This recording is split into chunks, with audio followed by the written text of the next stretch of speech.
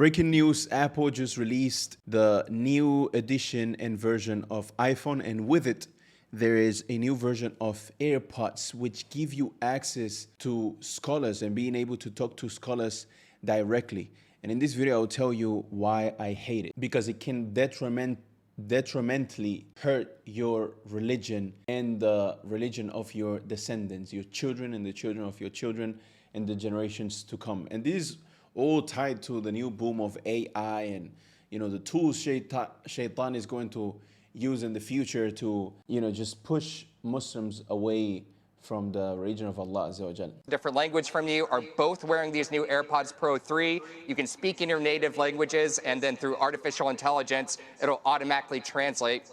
And if you're speaking to someone who doesn't have AirPods, the translation for them will show up on the screen of your iPhone so they can read your translation right there. So that's something pretty interesting going on the AirPods front. Now let's move over to the Apple Watch. This is the... So yeah, basically the feature, how it works is you will put your AirPods on your ears, and as you are talking in your native language, so for example, I'm speaking in English and I'm talking to a scholar who speaks Arabic, if he's wearing the AirPods, he will hear the translation in his AirPods. If he's not wearing AirPods, he will see it on the screen of your phone translated into Arabic. Why am I scared about this and all of these opening of technology and making it more accessible to access scholars? Is because Muslims are already lazy.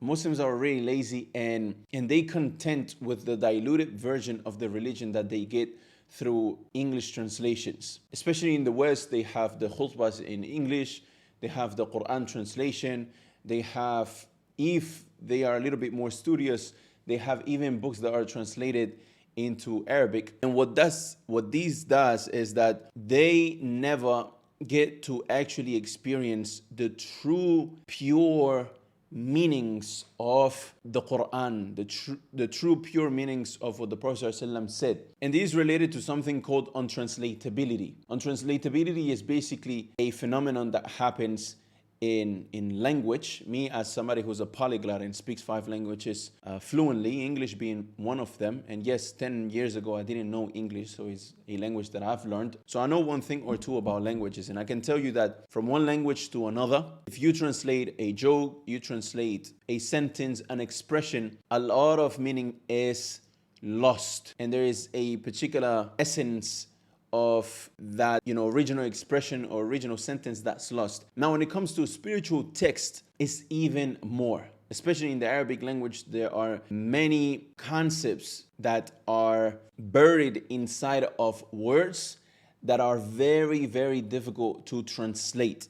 And once you learn the Arabic language, you get this aha moment of, I don't know how to say this in my native language now. And you can only understand it through the Arabic language. And you probably heard the hadith before where the Prophet Muhammad ﷺ, he says, إن الله لا يقبض العلم انتزاعا ينزعه من العباد ولكن يقبض العلم بقبض العلماء حتى إذا لم يبق عالما اتخذ الناس رؤوسا جهالا فسئلوا فَأَفْتَوْا بِغَيْرِ عِلْمٍ فَضَلُّوا وَأَضَلُّوا. That Allah Azza wa Jal doesn't take the knowledge by removing it from men, but rather He takes it away by taking away the learned people, the scholars, so that when He leaves no learned men, no scholars, men will take ignorant men as leaders. So this is why I fear for the Muslim community right now, especially those of us that are going to come after us, our generations to come, our descendants. Because if we stop seeking knowledge, our later generations are not going to receive the pure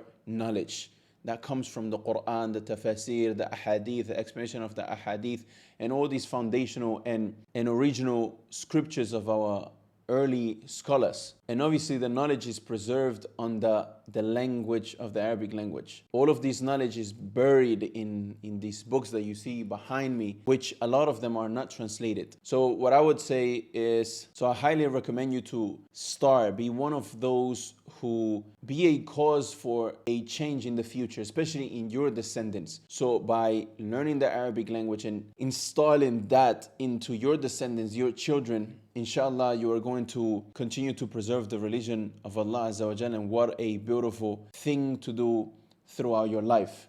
If you want to know how to learn the Arabic language, go ahead and watch the first video in the description. May Allah preserve our religion And may Allah preserve the religion of our beloved ones. Sallallahu ala Muhammad wa ala alihi wa sahbihi ajma'in. Assalamu alaikum.